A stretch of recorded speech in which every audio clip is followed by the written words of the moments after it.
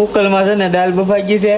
આ મરચાં અને ટમેટા વાટલી નાખ્યા છે ને એ ભાત થઈ ગયા છે ને દાળમાં છે ને આપણે પાણી નાખવાનું છે તો પાણી ગરમ થવા મળ્યું. આ ભાઈ છે ને ગુલ્ફી ખાય છે ને હું ખાવાનું હતું તારે? કોણ કેવો શું ખાવાનું હતું તારે કેવો?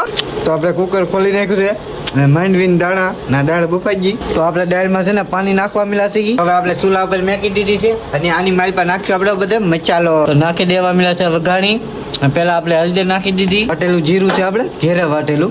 તો આપણે મરચામાં નાખી તો આપણે બાફેલી દાળનું પાણી લઈ લીધું છે ને આપણે જે મસાલો ચાર કરતા હતા ને એમની માલપા આપણે નાખી દીધું છે. મસાલો જો કેટલો બધો થઈ ગયો. તો મસાલાની માલપા છે ને આપણે તેલ નાખવા આવી ગયા છીએ. તો આપણે જેટલો મસાલો ચાર કિલો ને એ બધો મસાલો દાળમાં નાખાઈ ગયો છે ને પાણી લાટ બધું છે તો થોડીક વાર આપણે સડવા દઈએ. મીઠા લીમડાના પાંદડા તોડવા આવ્યા છીએ તો આમાં હું વિચાર કરું છું કેવો પાંદડું તોડું. તો મીઠા લીમડાના પાંદડા આપણે તોડી લીધા છે. આને છે ને પાણીએ ધોઈ નાખીએ ને પછી આ દાળમાં નાખવાના છે મીઠા લીમડાના પાંદડા. તો લવિંગ, તજ, બાજ્યા, રાઈ, આખું જીરું આપણે જીરું કાઢી લીધું છે. લવિંગ, બાજ્યા આ બધો મસાલો આપણે ચાર કર્યો ને એ આપણે વઘાર બનાવવાનો છે. સૌથી પહેલા નાખી દઈએ તેલ. તો મીઠા લીમડા છે ને આપણે પાંદડા ધોઈને આખા પાંદડા નાખી દેવાના છે. જુઓ તો આમાં જરી આપણે તોડવાના નથી ને એક ફૂટવાનો નતો, આખા પાંદડા નાખી દીધા. આપણે જેટલો મસાલો બનાવ્યો ને એ બધો મસાલો નાખી દઈ ને તેલ જ નાખેલું છે તો તેલમાં આપણે વઘાર બનાવવાનો છે.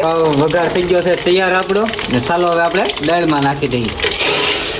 તો દાળ તો આપણે મોરસ નાખવા આવી ગયા છીએ.